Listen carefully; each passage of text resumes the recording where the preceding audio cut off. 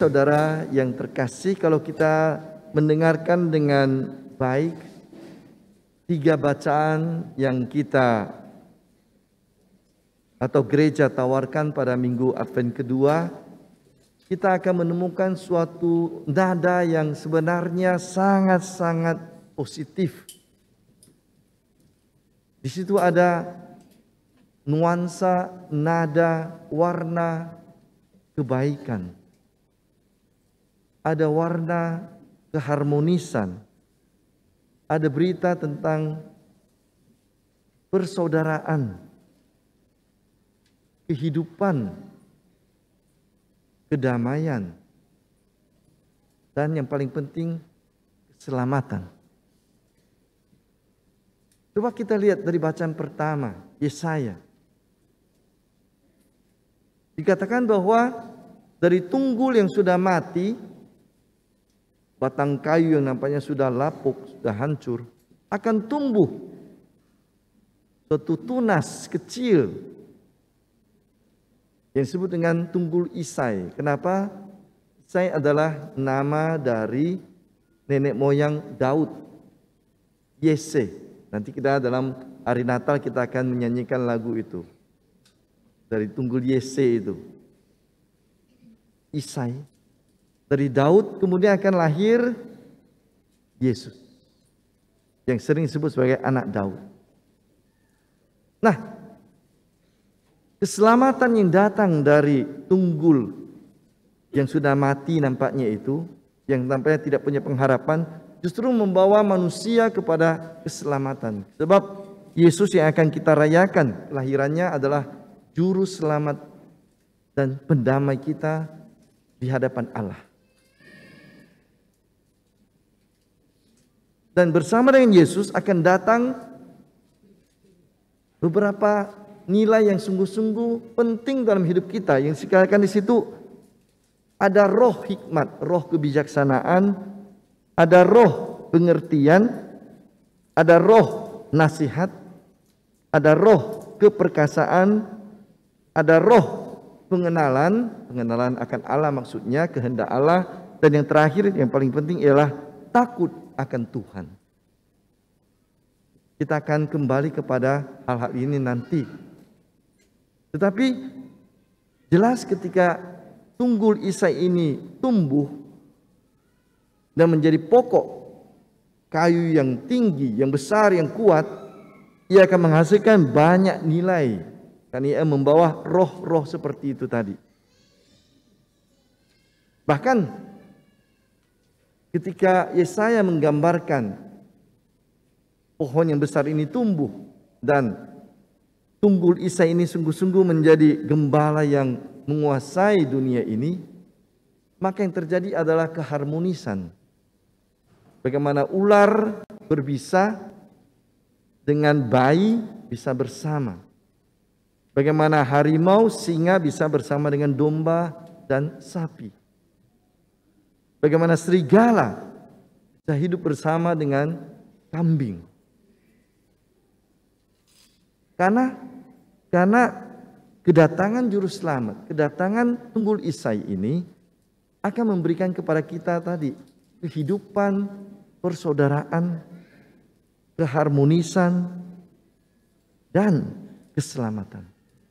Karena itulah Paulus dalam bacaan kedua mengatakan, mari kita berharap dan berpegang teguh pada ketekunan yang dibawa oleh apa? Yang dibawa oleh sabda Allah, oleh kitab suci.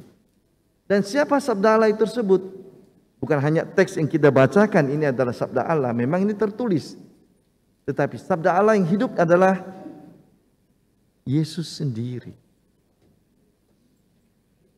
Kita ingat dalam Injil Yohanes dikatakan firman bersama-sama dengan Allah, dan firman itu adalah Allah.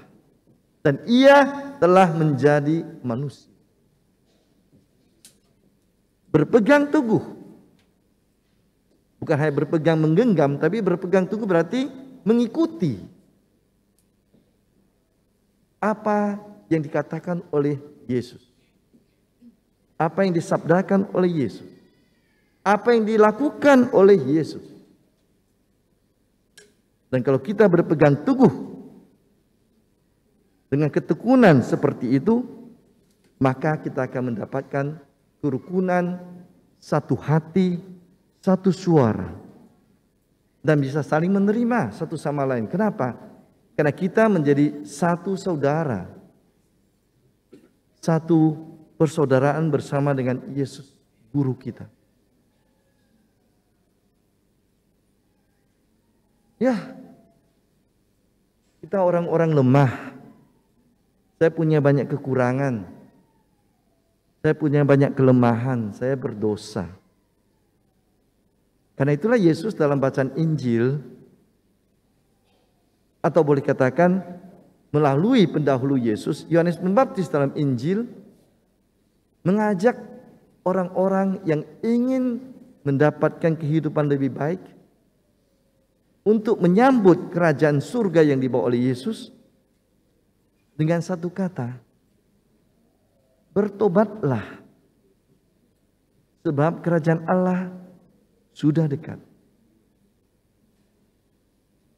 Tidak usah merasa rendah diri bahwa kita tidak mampu, kita mempunyai banyak kelemahan, kita mempunyai banyak kesusahan. Sebab Yesus sendiri mengatakan, seorang tabib tidak datang mencari orang sehat. Tapi seorang tabib, seorang dokter justru mencari orang-orang yang sakit untuk disembuhkan. Seorang gembala tidak perlu mengurus 99 ekor domba yang bersama dengan dia, aman dalam kandang. Ia justru pergi untuk mencari domba yang hilang sampai dapat. Dan karena itulah berita Injil hari ini dimulai dengan padang gurun. Daerah yang kering, daerah yang mempunyai banyak bahaya, daerah yang bisa menjebak orang, punya binatang buas, kalajengking, ular berbisa, panas. Yang menggambarkan juga mungkin situasi hidup kita dalam beberapa hal, ada kekeringan batin, ada banyak mungkin virus-virus jahat yang merongrong pikiran dan hati kita. Ada banyak kelemahan yang membuat kita terjebak, tidak bisa bangkit, malas, tak bisa bergerak, kehilangan semangat. Tapi justru dari padang gurunlah datang berita keselamatan. Yohanes Pembaptis bukan bekerja mulai dari kota Yerusalem, tempat yang nyaman, banyak hiburan, gedung besar. Tapi dia mulai dari padang gurun. Dia mulai dari menghidupkan pengharapan orang-orang yang mungkin merasa dirinya tidak layak di hadapan Tuhan. Dan inilah kabar gembira yang bisa kita petik, bahwa Tuhan, bahwa Tunggul Isai, bahwa Yesus datang mencari semua orang yang merasa dirinya kekeringan, merasa dirinya kehausan, merasa dirinya kelaparan. Dan dia menawarkan kepada kita roh-roh tadi, roh kebijaksanaan. Karena kadang-kadang kita tidak bijaksana dalam berkata-kata dan bertindak. Lebih tinggi emosi kita daripada ketenangan pikiran kita. Dan setelah itu kita menyesal. Untung kalau masih bisa kita perbaiki kesalahan kita. Tapi kadang-kadang ada kesalahan yang tak bisa kita perbaiki, yang hanya bisa kita sesali. Roh pengertian. Mengerti situasi orang lain. Karena lebih sering kita minta orang lain mengerti kita daripada kita mau mengerti orang lain. Orang lain memahami kita daripada kita mau memahami orang lain. Kita memaksa orang lain berpikir sesuai dengan pikiran kita. dan tidak mau mencoba untuk menempatkan diri kita sebentar kalau saya seandainya di posisi dia. Pengertian. Roh nasihat. Bukan hanya supaya saya menasihati terus, tapi saya juga mau menerima nasihat dari orang. Bukan saya sumber kebenaran, sebanyak apapun ilmu yang saya pelajari, sebanyak apapun buku yang saya baca, saya selalu terbatas. Jauh lebih banyak orang yang lebih bijaksana, lebih berpengetahuan daripada saya. Bersedia menerima, terbuka kepada nasihat orang lain. Roh keperkasaan, bukan arti fisik, berkelahi kuat, tapi keperkasaan dalam arti keteguhan dalam iman kita, dalam prinsip moral kita, dalam nilai-nilai baik yang kita pegang. Karena tidak jarang kita jadi bunglon.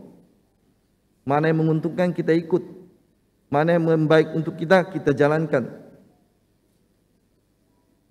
Kita tidak mempunyai prinsip.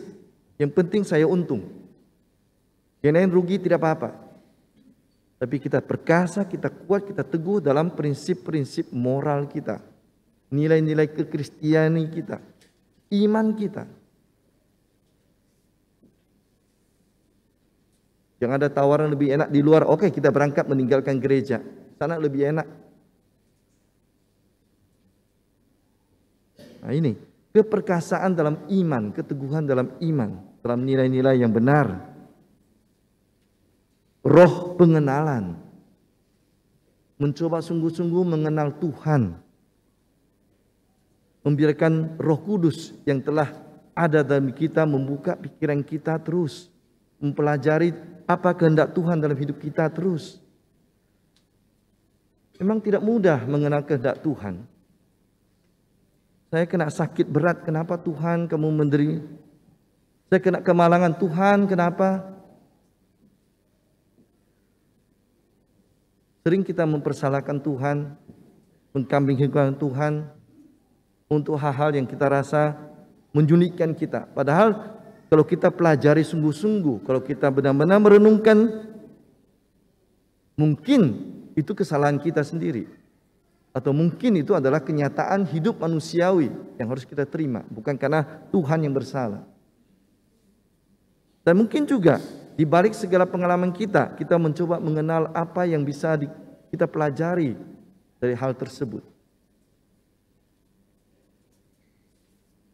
Dan yang terakhir, takut akan Tuhan. Bukan artinya takut melihat seperti melihat hantu atau melihat ular atau binatang yang menakutkan. Takut di sini artinya sungguh-sungguh seperti Bunda Maria, aku ini hamba Tuhan, jadilah padaku menurut perkataan. Taat seperti Santo Yosef yang diminta Tuhan untuk melindungi Bunda Maria dan membesarkan Yesus. Dia terima. Dia lakukan tanpa banyak berontak, protes. Bahkan tanpa bicara satu patah kata pun. Dia lakukan kehendak Tuhan. Itulah takut akan Tuhan. Taat kepada kehendak Tuhan. Dan bersedia melakukannya. Nanti Yesus ketika sudah dewasa mengatakan, siapakah ibuku? Siapakah saudara-saudariku? Ibuku dan saudara-saudariku ialah mereka yang mendengarkan sabda Tuhan dan melakukannya. Itulah takut akan Tuhan. Nah, karena itu Yohanes Pembaptis sadar bahwa kita mempunyai mungkin beberapa kelemahan dari sisi-sisi seperti itu, mengajak kita untuk berani bertobat. Pas Advent, warna ungu adalah warna pertobatan. Warna supaya kita melihat sesuatu yang lebih baik. Dan warna ungu dalam tradisi Timur Tengah dan Eropa, selain pertobatan, adalah juga warna keagungan. Dikatakan bahwa raja-raja memakai mantul ungu. Kalau kita memang berani bertobat, mengubah hidup kita, maka kita akan diangkat dari padang gurun yang kering, tandus, yang banyak jalan berlubang-lubang, ada jurang-jurang, ke kehidupan yang lebih baik, yang agung dan mulia. Jadi di balik warna pertobatan ini ada keagungan hidup di sana. Kemuliaan hidup di sana. Bukan kemuliaan karena harta benda atau pangkat, tapi kemuliaan karena sikap hidup. Kemuliaan karena tingkah laku yang benar. Jadi hari ini sungguh bacaan-bacaan kitab suci menawarkan kepada kita suasana yang sangat-sangat indah dan positif, yang membesarkan hati kita, yang mengangkat kita kadang-kadang dari ketidakberdayaan menjadi orang-orang yang penuh semangat dan optimis, bersikap positif dalam hidup. Tapi bukan menjadi orang yang sombong seperti orang Farisi dan orang Saduki yang dicela oleh Yohanes Pembaptis. Mereka seolah-olah datang mau bertobat, padahal orang Farisi datang dengan kesombongan. Karena itulah dicela oleh Yesus. Mengapa Yesus sering mencela orang Farisi? Karena mereka merasa diri serba tahu. Dan mereka merasa apa yang mereka ketahui adalah kebenaran. Maka tadi dikatakan situ roh pengertian, roh pengenalan. Terbatas pengenalan kita. Allah yang tak terbatas. Orang Saduki ini adalah para imam yang berkutat di bait Allah di Yerusalem, merasa diri mempunyai tingkat lebih tinggi di antara orang-orang lainnya. Dan orang-orang seperti ini biasanya sudah terkooptasi, sudah tercemar dengan politik, dengan penjajah Romawi. Dan biasanya juga mereka bermain uang di situ. Nah, karena itulah Yesus mencela Farisi, Saduki. Yohanes Pembaptis mencela Farisi dan Saduki. Dan itu juga peringatan kepada kita, seaktif apapun kita, sedalam apapun iman kita, sesaleh apapun kita, jangan pernah kita menjadi sombong.